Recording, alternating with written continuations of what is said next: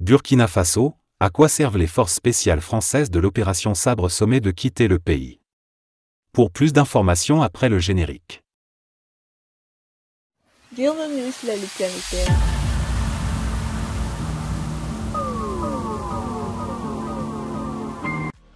Mais tout d'abord, avant de commencer, n'oubliez pas de vous abonner et activer la cloche de notification, car cela vous permettra de ne plus manquer les prochaines vidéos.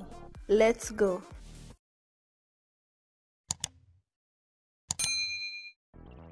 Les autorités du Burkina Faso ont confirmé ce lundi 23 janvier avoir demandé le départ des troupes françaises basées à Ouagadougou dans un délai d'un mois. La rumeur courait depuis quelques jours. 400 soldats français sont actuellement basés au Burkina Faso dans le cadre de l'opération Sabre. De quoi s'agit-il?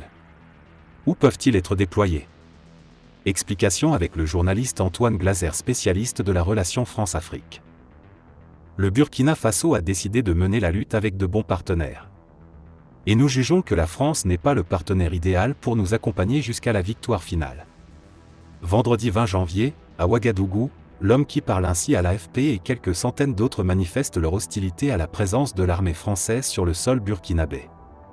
Une énième manifestation au cours de laquelle les participants disent leur volonté de voir l'ancienne puissance coloniale disparaître totalement du paysage au profit d'une autre puissance, la Russie. Opération Sabre. Le dispositif désormais sur le départ n'est pas le mieux connu. Et pour cause, il s'agit de forces spéciales. Dans le pays depuis la fin des années 2000, sous la présidence de Blaise Compaoré, le COS, le commandement français des opérations spéciales a ainsi déployé au Burkina Faso environ 400 hommes hyper entraînés, spécialisés dans les missions les plus sensibles. L'opération Sabre, très bien dotée en particulier en matière de renseignement, procède chaque année à une quarantaine de missions. Elle est spécialisée dans l'élimination des grosses pointures des réseaux djihadistes. RFI rappelle ainsi en novembre, au lendemain d'une précédente manifestation anti-Sabre, que ses soldats ont à leur actif les éliminations de Adnan Abou Wali al-Sahraoui, chef de l'EIGS, État islamique au Grand Sahara, tué en septembre 2021 et de Abdelmalek Droukdel, chef d'Aqmi, Al-Qaïda au Maghreb islamique, tué pour sa part en juin 2020 près de Tessali au Mali. Ces forces spéciales françaises viennent des commandos de marine, de l'armée de l'air ou de l'armée de terre française. L'opération Sabre est tout à fait indépendante de l'importante mission Barkhane dont la France a annoncé récemment la fin. Par définition secrète, les forces spéciales ne participent officiellement à aucune formation de l'armée burkinabé. En clair, leur départ prochain est surtout problématique pour la France dans sa volonté d'assurer la sécurité au Sahel. Pour aller où? Ce départ forcé du territoire burkinabé va notamment poser une question importante à la France, où aller s'installer dans la mesure où les hommes de Sabre doivent pouvoir entrer rapidement en action et donc être assez près de leur théâtre d'opération? Installé depuis 2018 à Cambouinsin, dans la banlieue nord de Ouagadougou, on évoque en lieu et place deux destinations.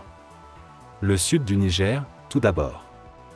Le plus cohérent compte tenu des missions de Sabre.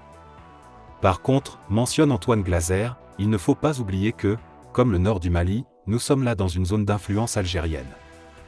Les Algériens sont très remontés contre le G5, Sahel et ils ont leur propre stratégie. Verront-ils d'un bon œil l'installation de forces spéciales françaises dans le nord du Niger? Autre option évoquée, la Côte d'Ivoire. Jusqu'à preuve du contraire, rappelle Antoine Glaser, le président Alassane Ouattara est plutôt favorable à la présence militaire française. Qu'il s'agisse des 900 soldats de l'ancien 43e BIMA rebaptisé les Forces françaises en Côte d'Ivoire, ou encore de l'Académie internationale contre le terrorisme. Aussi, on parle d'une installation à Yamoussoukro ou dans le nord de la Côte d'Ivoire. Le sujet devrait être abordé à Paris le 25 janvier.